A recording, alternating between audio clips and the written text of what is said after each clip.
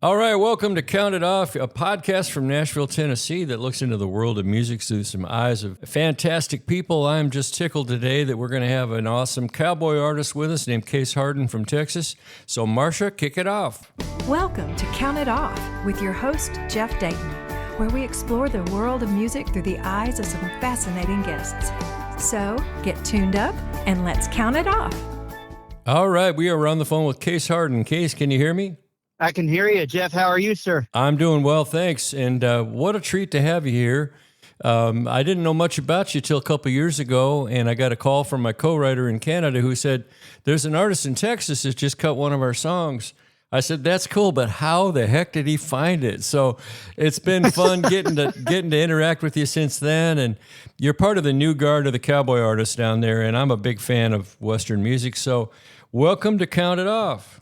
I appreciate that. Thank you for having me. And I tell you, it's all about finding good music. And I looked at your repertoire, your whole catalog of songs that I had been sent some of your songs from another writer friend of mine that named Bernie Nelson that I had written with and had cut some of his songs. And he said, you got to check out this Jeff Dayton guy. You got to check out Stoned. And so I listened to it, loved it as soon as I heard it, and we cut it. Thank you for letting me do it. Well, thanks. And it's pretty cool, too, that the song did all right. I tell you what, for a number one in Texas, I was plumb tickled. And it was for years we tried to get a number one on Texas radio. And we got so close, but then as we started working on our most previous record, Lucky Him, where Stoned is on, we just had a lot of success, and I have Stoned to thank for that, for helping us that was our sixth consecutive number one right there. I love that. I love it. Well, that's the way to do it. You build a track record. I tell you, I'd rather have that track record than any other kind of track record. It's been good.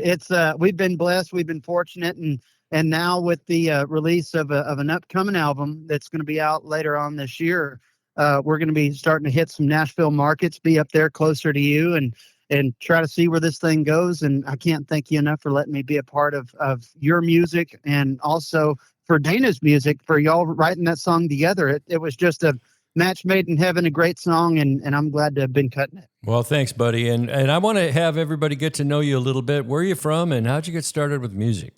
So I born and raised in West Central Texas, in San Angelo, Texas. It's right in the middle of everything. It's about 3 hours to Dallas-Fort Worth, 3 hours to San Antonio, 3 hours to Austin. And we're just right out here in the desert oasis, I like to call it, the land of sand and sun.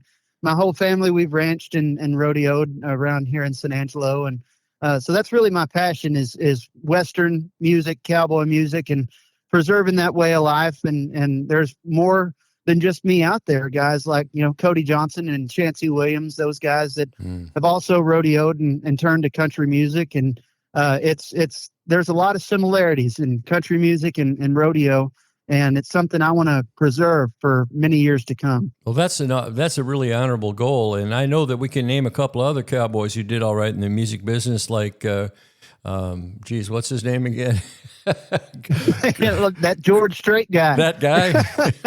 And another guy, Chris Ledoux, and... No, I tell you, those are really, I try to put as many of those guys in my shows as I can. George Strait, he's a Texas icon all over the world, and Sure.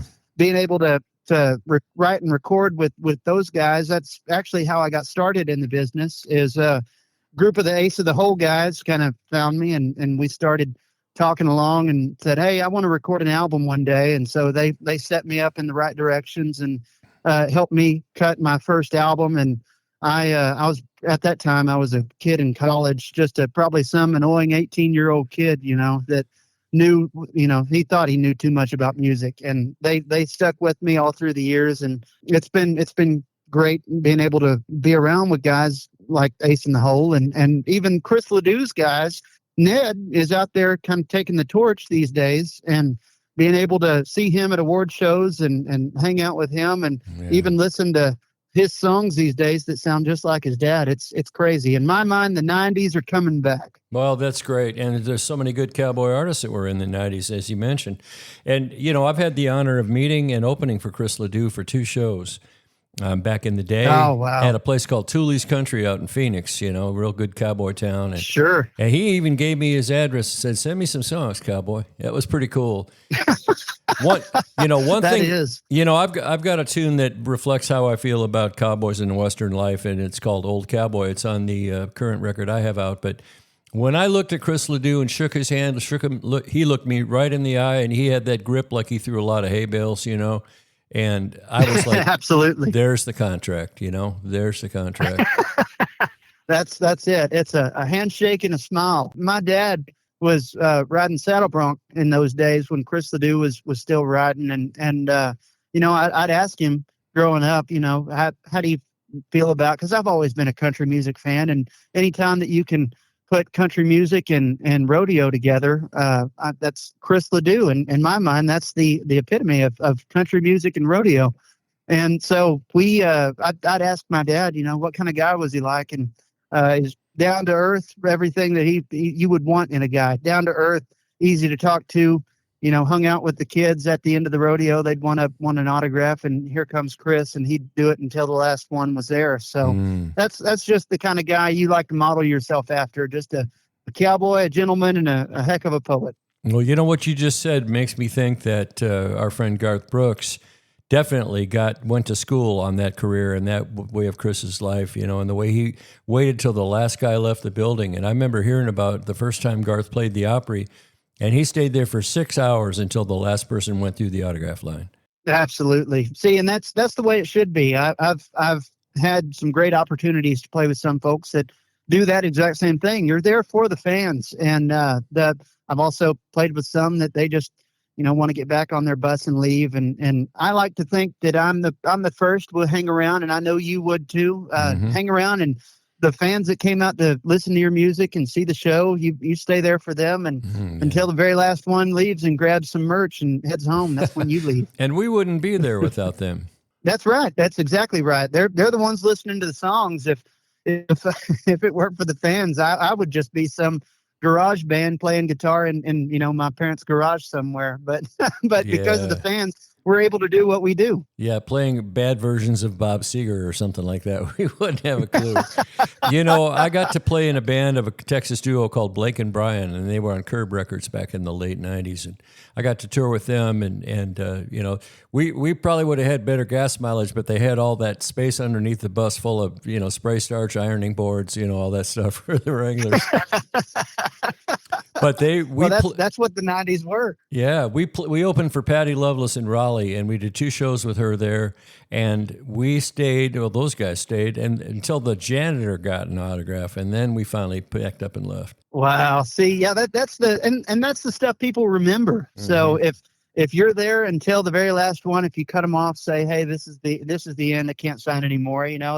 That's ultimately what you're being paid to do. The playing the music's the free part. You're there because you're away from home, you're away from family, and while you're there, make a showing of it. Meet some new friends and gain a fan or two. Well, I like that. Hey, let's take a quick break here, and I want to give folks a chance to hear what you sound like. And since you mentioned Stoned, your first number 1 that we had together, let's give them a taste of that. Absolutely.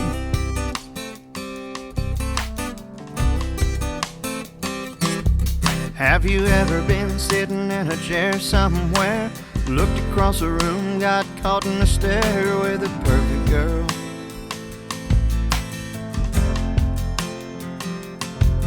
Have you ever just wanted to walk right up, stand there close enough that you can touch and say the perfect words?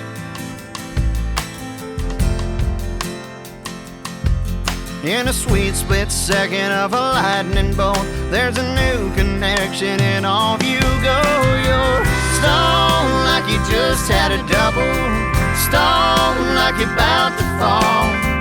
No, it wouldn't be no trouble to get so high you'd risk it all. Oh, you're getting kinda tipsy, just a little frisky. Looks like your mind is blown. She's gone and got you stoned. Oh, sing the song, cowboy. That's great. We're talking with Case Hardin here from San Angelo, Texas, and a song that he recorded. And luckily, I was the writer on that with Dana Sherrick, a song called Stone. Man, thanks for that. Absolutely. Thank you. I mean, I really, really can't thank you enough. Can't thank Dana enough for letting some kid out in West Central Texas take a song and see what we could do with it. And lucky for us, a lot of the listeners, a lot of the downloads and streamers out there, they liked it just as much as we did. So it's a great song, and one of my favorite love songs that I've ever recorded. Wow, thanks. Well, and you did us proud. I appreciate you a lot. Really did. I appreciate that. So you've saddled up and rode a bronc or, roped a steer or something, haven't you? Well, my dad, growing up, he always wanted me to ride saddle bronc like he did, and I was just too big. I'm a little over 6 foot tall, and my dad, most of those rough stock riders, they're smaller guys, and mainly I'm not tough enough to be a bronc rider. So I ended up team roping when I was a kid. Him and some friends, they taught me how to rope as a kid, and we'd go to these little jackpots and just see what we could do, and backyard practices, stuff like that, and turn a few steers in the pen. And ultimately, my granddad, he was inducted into the Texas Rodeo Cowboys Hall of Fame, and he's a one heck of a pickup man. And so my granddad ultimately won. He wanted me to pick up, and I picked up all through high school. It's a lot of fun. I love the language of rodeo, and for folks that don't know what a header and a heeler are, that in team roping, you've got one that gets the front end of the calf and the other one ropes the back end, and they team up like that. Stretch them out. You bet. That's that. When I started, I was just a kid that, I wasn't any good by any stretch of the word. And there's guys that are out there right now who would still say that I'm not any good, because they're night and day difference of me, and so calf ropers and team ropers that's what this part of the country is, West Texas. And just being able to get out there and go to rodeos still, as a kid after college, it's awesome. I get to follow around the same guys that we've been hanging around since I was in high school, picking up. And what a pickup man is you ride next to the rough stock contestant and get him off the horse and pop the flank that makes the horse buck, and take the horse back into the back pen there. And they're usually hired by the stock contractor, the guy that owns all the stock. So I got to do that a little bit with my granddad, and that was real special to me. And then when I started playing music, I realized quick that heck, I could do a whole lot more with this music career than I could, picking up at different rodeos across the country. So it's worked out good for me. But like I say, I still see a bunch of similarities, that I get to follow the same rodeo guys around that I followed around when I was in high school, and we go to the same places. They're just inside the Coliseum in the chutes, and we're in the Coliseum on a stage somewhere. Man, what a life. I've just loved it. As a kid, I dreamed about cowboys and growing up in Minnesota, actually, but I always loved the Western lore, and watched cowboy movies as a kid, and we all did, and black and white movies, a lot of them. But living 21 years in Arizona, you pick up on that stuff fast. And I had myself absolutely right at the top of Urban Cowboy is when I got out there, and man, it rained hats and Wranglers and boots like you wouldn't believe. And a lot of people came to Scottsdale. They have the Parada del Sol rodeo there every year, and they have the Payson rodeo and the Prescott rodeo, all that good stuff. And I remember seeing Larry Mahan at one of the bars in Scottsdale, and he actually, I think he had a record out at that time too, which nobody expected. I'll be darned. Yeah. It was a cool guy, though. What a guy. Yeah, and there was another guy out there. I want to just quick mention my old pal, Troy Neighbors. He was the Honeycomb Kid in the movies, and he was a trick roper, and he had just all that fun stuff. He had kind of the clown. He was like a clowny, and boots tucked in, that whole thing. But honestly, that was such a blast to get out there and be part of that and pick up on the music of it. And, I didn't even know what shootout music was. I thought maybe it meant that, get yourself out of here, kid. Well, tell everybody what shootout music is, or ride out music. Well, see, ride out music, I tell you, That's the whole point. Bad Rodeo Company back in the day had a really good. They're ride out music, shootout music that they would help. It would just take the whole performance to a whole nother level. And so that to me has made way for modern productions to be able to use music and production in all of their performances and just bring it to the mainstream is what I see it as. So these days, I see that a lot of work has been put into making performance production so much better. And I see that since the 90s, thanks to Bad Company Rodeo. And talking about raining hats during the days of Urban Cowboy, I'm starting to see a comeback of all that. It's crazy to me. There for a while, it's almost like a pendulum. You see a whole bunch you see no hats, and then slowly but surely hats are coming back mainstream. Hat acts are too. I know there's a bunch of acts out there that they probably never been on a ranch or cowboyed a day in their life, but they're wearing a hat on stage, by God. Well, we had a couple of horses up there in Phoenix, in North Phoenix, and we used to, a couple of the people we got to know were from the Coyotes hockey team. And so a bunch of those guys would be hanging out at the ranch, and we'd walk the players' kids around the arena sitting on the back of a horse, like Keith Kachuk and Yerky Lume and all these guys. They said, we don't like country, but we like what you play, Jeff. That was kind of fun. And then everybody was kind of what they need. Yeah, and everybody was kind of hanging out, and we were having fun just being around cowboys. And Jake Barnes used to rope next door. And so some of the guys from and so the guys who used to, and they said that George Strait would come out and team rope with him. I'll be darned. Yeah, see, and it's the community. It really is. We just recently we played my hometown San Angelo rodeo, and it's the community that everybody you see that they almost follow on a circuit.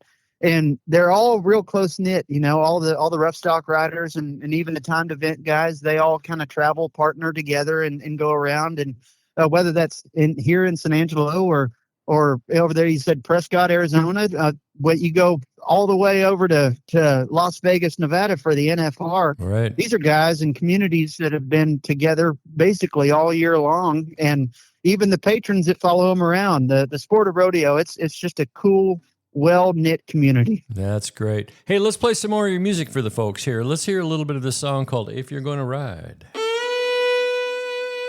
Good cowboy fiddle there.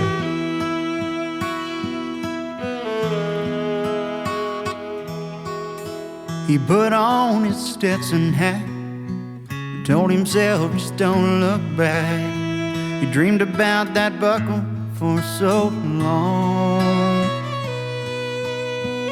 Know she loved him deep inside. She felt she had to draw the line. She wouldn't spend another night alone. He fell short of giving in. She fell on the bed, and their whole world fell apart when she said, if you're gonna ride,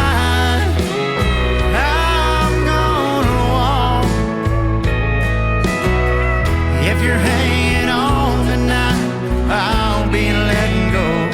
Make up your mind. You make the call. I've made up mine. If you're gonna ride, I'm gonna walk. Man, that's really, really a good song too. And if I tell you what, nothing like a breakup song for a cowboy, right? I tell you, that's what I say. Most nights when we're playing shows, there's nothing better than a sad old country song, and that's the thing. It's real life stories, and if I've gone through it, you've gone through it, we've all gone through it, and so in being able to put that in with a rodeo aspect of cowboy riding somewhere, almost like if I can still make Cheyenne kind of aspect to it. What a great song. It just makes it relatable, So. Yeah. That's what I try to do ultimately, and I know you do too, is put in real world situations and write a song about it. It's funny in talking to you and hearing all these rodeo terms and things and thinking about lyrics. I must have a half a dozen cowboy songs, and I'll bet you haven't heard them. So I'm going to put them in a little group and send them to you for maybe you guys tear them apart for me and let me know how I'm doing. But I've got a song on. Oh, don't tempt me. I mentioned the song "Old Cowboy," which is doing well, and it's getting cut by a female artist out of Texas right now. And I said, "For a girl," and she goes, "Yeah, I can outride my husband any day of the week." So that's going to be fun. And her name is. Yeah, no, I love it. I'm hoping she has big success with it, but there's a song on the next record that I'll give you the title anyway. It's called "Cowboys and Trains." Oh, Yeah. heck, that's a country song. You can't tell me it's not. Yeah, well, that's right. Got a fiddle on it. Dang right. No, that's the best kind of subject material. I'd love to hear them. Well, yeah, the payoff is at the end of the world, two things remain: cowboys and trains. Oh, see, and that makes, well, like we talked about earlier, how there's guys that are just light years ahead of me in team roping.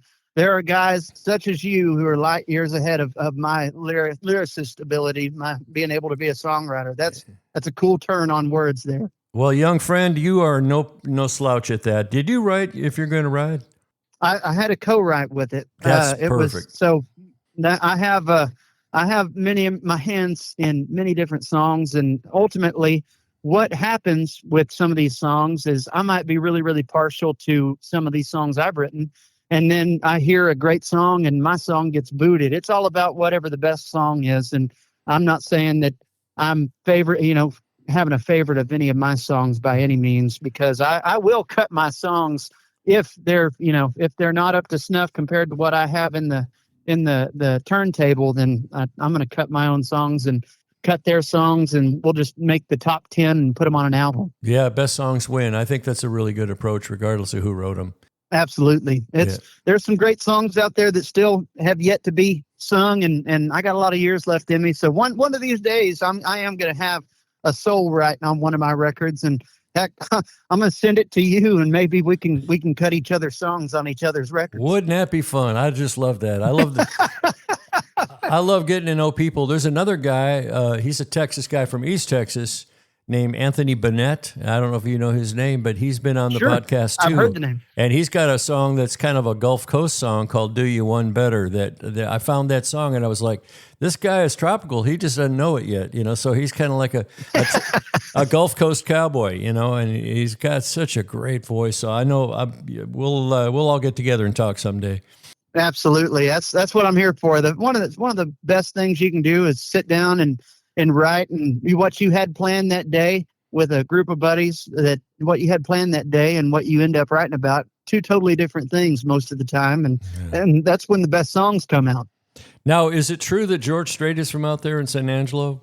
He's from down around, he's in South Texas area. Okay. He's down around the Cotulla areas where he's got a ranch at, but I know the Brutons here, some of my close friends, the Bruton Trailers people here in San Angelo, they are one of his biggest sponsors. So he's here quite a bit, and he'll be hanging around and roping. I know they have roped before. Main thing they do is all meet up and go on these hunts together. So it's almost, and like in Texas, 3 hours is nothing for a drive from his ranch to here. So it's these days with cutting songs few and far in between and shows not being so persistent. I think he kind of goes out and does as he pleases these days. So he is in San Angelo quite a bit. Yeah. Well, he sure earned that right, didn't he? Man. I tell you, it's worked out great. And being able to get these guys that, like we were talking with Ace and the Whole guys earlier, they're able to get out and do their own thing. They have a band called the Texas Jam Band where they get out and play their own music, play some straight covers, and get out there and play some of these honky tonks like Green Hall and Cheatham Street down in San Marcos, where they all kind of started back in the 70s and 80s.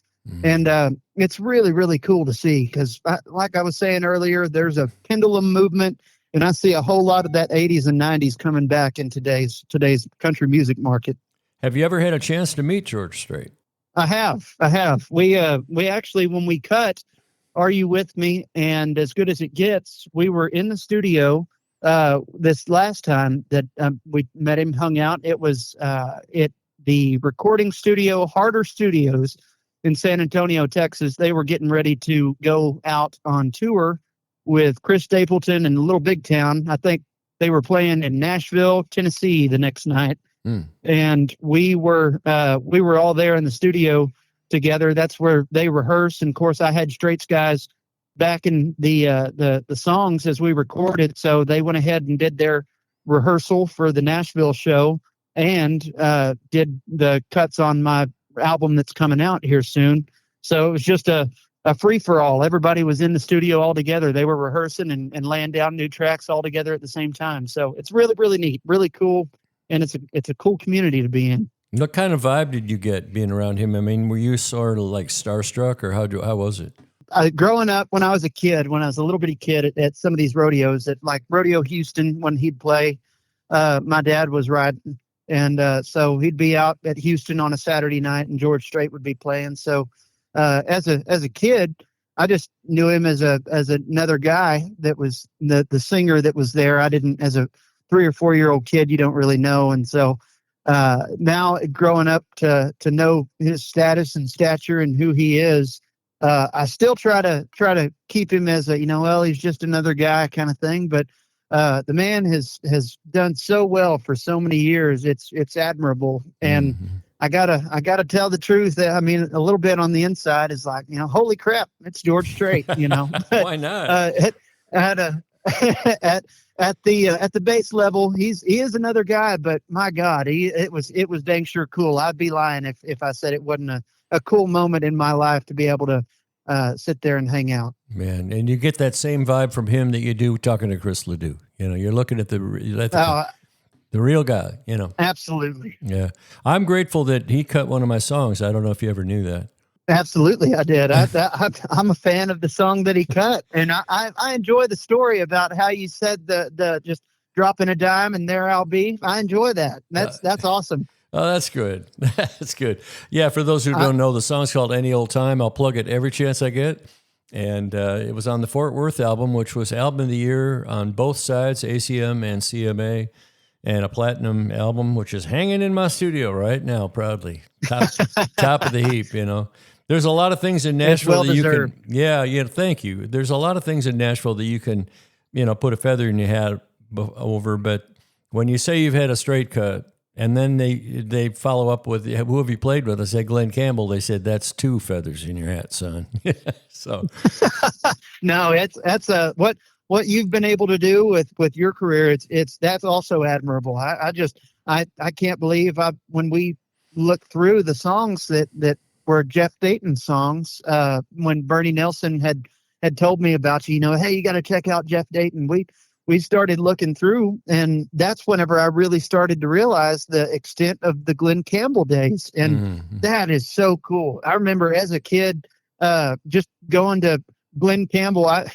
One year I bought every Glenn Campbell shirt that I could buy during at their merch when he was still touring around. Oh my God. And so I had a Glenn Campbell shirt for every day of the week, and I would wear it to school. I was probably in 7th or 8th grade, but huge Glenn Campbell fan. Oh man, I wonder if that was any time I was with him. But that is so cool that you say that.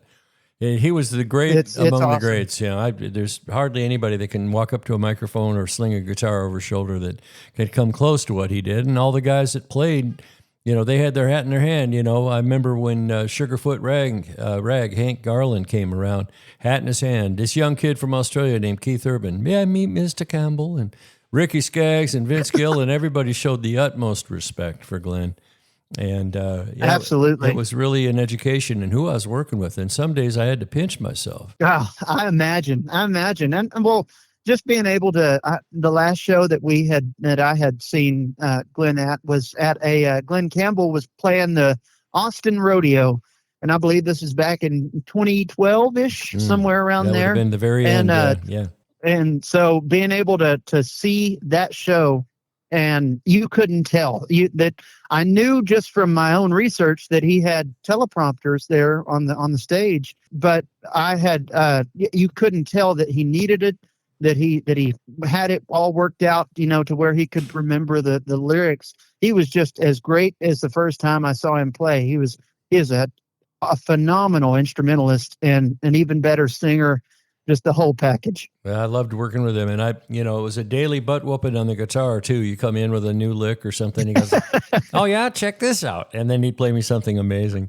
Hey, let's play another one of your songs right now. You mentioned the song "Are You With Me," and that's from an album of mine called "Sip It Slow." And the guys on that one, by the way, just so the folks, if they find my version, I've got Sean Paddock, who was Kenny Chesney's drummer for 26 years. Brent Mason on guitar, Scotty Sanders on steel, Jimmy Nichols, who was Faith Hill and Reba's band leader for many years on keys, and Jimmy Carter on the bass. Jimmy has the best batting average in town, one guy says, and I'm on the other guitars. And so here's your version of a song that I sure like a bunch. Here, this is called "Are You With Me?" This is your recent #1 record. Yeah.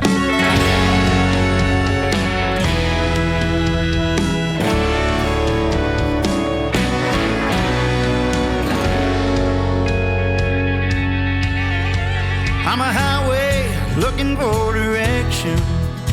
I'm a wind that don't know where to go. I'm a sun stuck on that horizon. Am I rising up or sinking low? I'm a half a glass waiting on your table for you to fill me up or pour me out. I'm a solitary man making you and me plans, but first you gotta tell me now. Are you with me? Together on this ride, off to find our future and holding on tight. No, I can't be just hanging around, waiting on maybe. So tell me now, are you with me?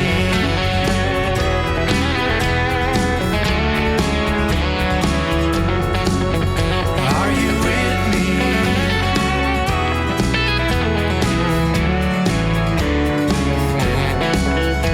I'm a love song, got no one to sing to. I'm a love letter, only needs a stand. I'm a diamond ring that's never gonna shine unless you let me put it on your hand. Are you with me? Together on this ride, off to find our future and holding on tight. No, I can't be just hanging around, waiting on maybe. So tell me now, are you with me? Oh man, Case, that is good. You got such a great vocal on that, man. And the background vocals Thank are you. great.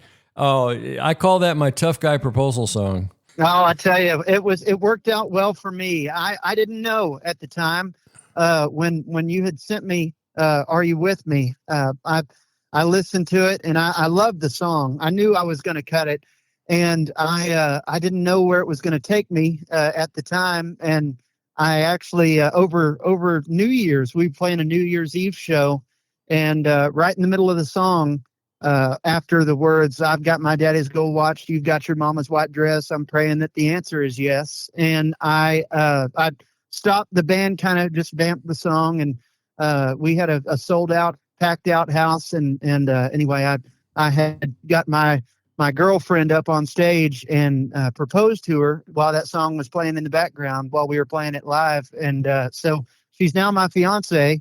And the song "Are You With Me" always will have that special place in my heart, because I was able to propose to my girlfriend with that song. It was the perfect song to do it to. You have no idea how much that means to me. Thank you. You're touching me in the feels, I appreciate man. you. I always pictured that, for great. the guy that can't say "I love you," here's what I got, and whatever it is. But I saw the pictures and I was going to ask you about that, and here you are. You led perfectly right into the story. And she's a good-looking lady. I think you guys are blessed. I've loved the pictures I've seen. Yeah, you guys look so happy. I appreciate that. Yeah, it's better to be. I like to tell people that I've outkicked my coverage, and it's never felt better. So yes, indeed. I'm just. It's a good feeling, but that's. I mean, from then on out, it's obviously, if you were to ask her what her favorite song is, it's "Are You With Me?" And I know that that being able to propose to her with "Are You With Me" was a big, huge part in that. And so I appreciate you. If it weren't for you sending me the song, I mean, that I may not have been able to do it. And so I appreciate you sending the song and letting me take it to number one, and also be the strength to get down on one knee and propose to a girl. So thank you. Yeah. Well, it definitely hit me in the feels when you were telling me that story. That is truly rewarding, man. Tell me about anybody that you like. I'm kind of throwing you into the bus with this question, but think about people you've met along the way. And first, give me an example of a guy that you really always wanted to meet and what it meant to you to finally meet that person or that lady. Oh, I've been so blessed and so fortunate through my career. I'm trying to think who I've met a ton of people. Obviously George Strait was one of the big ones. I've always wanted to meet him. I tell you, there was a time we played with Tracy Byrd, and Tracy Byrd was always one of those that, you know, in my head, he was in my top 5, and I love Tracy Byrd's music, and being able to meet and talk with him, I swore that I had known him for decades, you know, so since I was a little kid, and that was probably the best because we were at a show together, and that taught me how I should act around others when you're there at a show, because no matter the request, he was there for the fans. And it just sounds so cliche to be there for the fans, but he went above and beyond. Like he had his own personal stash of merch that this lady was talking about. You know, hey, I'd like to that shirt that you sold years back. I want to I'd want to buy it, but you don't sell it anymore. Any chance y'all are remaking shirts like that? And he ended up actually like sending the lady his own personal stash of vintage Tracy Byrd merch, just because he's an all around stand up guy. And so he's a great artist. I was truly blown away at his personality and just the way that he doesn't have to be as nice and humble as he is, but yet he is. So that one was a really cool moment for me. Full circle moment. You know, it's cool to hear you say that, because I was the leader of a band that was backing up all these artists on a golf tournament back in the late 90s for KNIX in Phoenix. And it was, you know, Mac Davis and Gary U.S. Bonds and John Michael Montgomery and Toby Keith and Tracy Lawrence and Matt King and Lisa Brokop and Tracy Byrd. And I tell you, the guy that impressed me the most, and also Jeff Carson, the late, great Jeff Carson. And Tracy Byrd was just what you described. He was so sweet and real. I don't mean sweet like, you know, syrupy, but what a sincere dude. And you really got the feeling that he cared to talk to you. And that was pretty cool. We did a couple songs with him. And he loved being up there, and we loved having him. Absolutely. I tell you, that's what the music business is all about, is getting out there, playing great music and being a good person. I remember real young that my parents almost instilled it in me. It's much better to be a happy, you know, friendly guy than just be miserable all your life. And I've taken that to heart and made it to where I try to be, you know, to be the friend anybody wants to have. And that's what I got with Tracy Byrd. He's one to look up to in the music business. And but I mean, there's so many that I've been so grateful to meet and talk to, but right off the top of my head, that's the icon of how you should act at a show. You mentioned you brought up the fact that this guy was a personality in the business that really represented the values that you want in your career. That's what I'm hearing. Absolutely.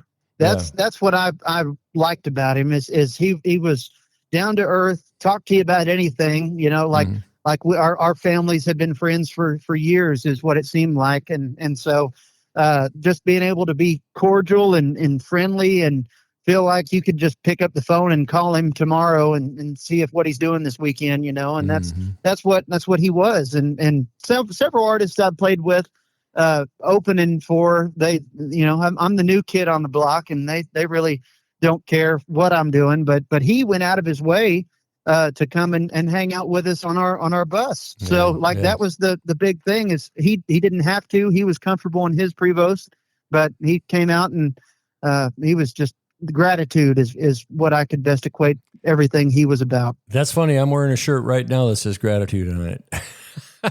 Oh, really? That's pretty cosmic. Full circle moment. Woo, woo. We were playing a festival in Tracy Ohio. Bird. Yeah, Tracy Bird. We were playing a festival in Ohio one time as one of those big outdoor things, and Neil McCoy was on the show, and he's like, "Come on up on the bus, Jeff," and we're just hanging out. He's got the sides, slid open, and so it's a big living room, and we're just hanging out. He was the nicest guy. Neil was super fun. And I've heard that. In San Angelo, his drummer and band leader for years, up until the early 2000s, a guy named Lynn Massey was playing drums for Neil, and it was him. Early years band leader, and then I believe his piano player became his band leader. But the Lynn Massey was here, and he still lives here in San Angelo, and being able to talk with him about how knowledgeable and how courteous Neil is. We were playing a show out in East Texas, kind of in between Tyler and Longview, and that's about where Neil lives. And Neil was going to come see us play. Just had the night off, was going to come see us play. Man. And something happened that they didn't end up making it. But the fact that Neil was like, him and I think his name was Les, sent a text to us and said, "Hey, we're coming tonight. Put us on the list." And I'm just a guy, but Neil was going to come out and see us play. So that just kind of speaks to what kind of guy he is. The thing about Texas, for me, Case, is that they love music down there in a way that very few areas do. And there are places that, there's a band at the bar and, okay, but let's go to the football game, But there's places that, like Austin, really has a lot to do with it. But so San Antonio and so's Houston and so all these places you're mentioning. And the fact that they will turn out for their music is something else. And absolutely. I have another buddy that lives there, and his name is Joe Panther. I don't know if you've run into him yet. He might be a little more pop, but Joe's another guy that lived in Nashville here, and we were co-writers for years. And he's having a great time, and it just keeps getting bigger and bigger and bigger because there's such an appetite for good music. There is, and especially around these college towns. That it's a whole identity in a lot of these college towns is the Texas music scene and the red dirt scene. But behind the scenes, it's still a Nashville corporation based deal. Being able to produce this music and play it, but it's almost like its own little entity that these Texans, people around here, would like to keep separate. Just because it's a little bit, some is more rock and some is more traditional country, and there's just a whole group down here of artists that follow around these college scenes and play Texas country music. And I like to make it to where I have Texas country, Nashville country, just country in general. I want to play good country music. So, but it's something. They're almost like a competitor of mainstream country music is the Nashville scene, and the Texas country scene. Especially, the Texas country scene is it's great. There's always a venue to play, and they're always going to be packed out with hardcore fans that know every word to your song. Oh, and I love that. I've dreamed of that all my life, but when it happens, it just moves you. Like, can't believe it. One of the bands I really like down there is Eli Young Band. I've always liked their sound. Absolutely. And they're doing great. They're great. Randy Rogers, there's so many good people out of Texas. And, if you've got your ears open, you catch the wind. And Texas has something going on. And I hope they always will. I know it's just going to keep getting better because, frankly, and I don't mean to offend anybody because I got some friends in the biz, but, the hat backward bro country thing might be a little towards the tail end, you know what I mean? There's even a radio station. There's a radio station that says "No Bro" on our station, and I was going to say the "No Bro." That's the whole point of these Texas radio stations. They love to stick to their roots. No Bro station, and like you say, with the tail end of it, with guys like Zach Top and Cody Johnson making a run for the top of the charts. I see a turn coming back. You know, I've been saying on stage, I'm sure grateful for guys like Cody and Zach and all these people for putting some hair back on the legs of country music. Hey, I may steal that one from you. Take it, man, and you can, but you don't have to credit me because I don't know if I want to be known for saying that. But hey, let's hear some more of your music. And grateful to say that this is another song I wrote. This is, I believe, coming out maybe at some point. This is coming out. It's coming out this summer, and we're excited to really push it. One of my favorites on this upcoming album.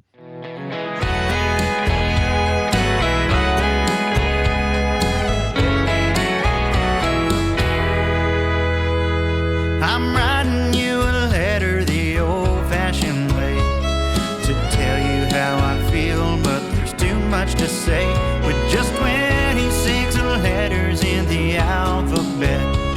'Cause your love's as good as it gets. And when you're all caught up in your day-to-day, and what we have feels so far away, well, you're right here with me like this beating in my chest. 'Cause your love's as good as it gets.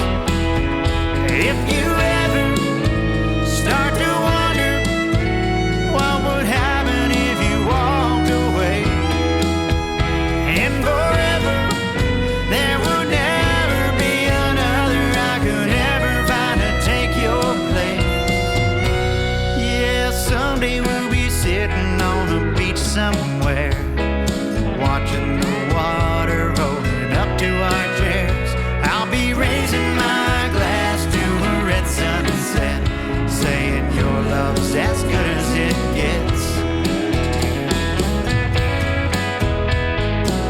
Man, thanks for cutting that song. That sounds really good, Case. I'm proud of that, but I'm really proud to know you, man. I like your whole vibe. I love the whole way you talk about things. I love the respect you show for the heritage and for the love you have for the future. Absolutely. Well, I appreciate you for having I appreciate you having me on, period. This is an awesome interview, and I'm excited to be able to share this and listen back to it. And I just can't thank you enough for putting a spotlight on my career and letting me cut your songs that I'm so proud of. And just thank you all the way around. Thank you. That's great. Hey, where can people find your music? Find us on iTunes, Spotify, Pandora, anywhere there's music out there. CaseHardin.com and all the socials, Twitter, Facebook, Instagram, TikTok, all of them. Hey, Case, thanks for being here. And all that's left for you to do is say bye-bye. Bye-bye. Bye, everybody. Hey, baby. Thanks for joining us, and we hope you enjoyed this show. We invite you to check out all the other episodes and share this channel with all of your friends. Until next time, peace.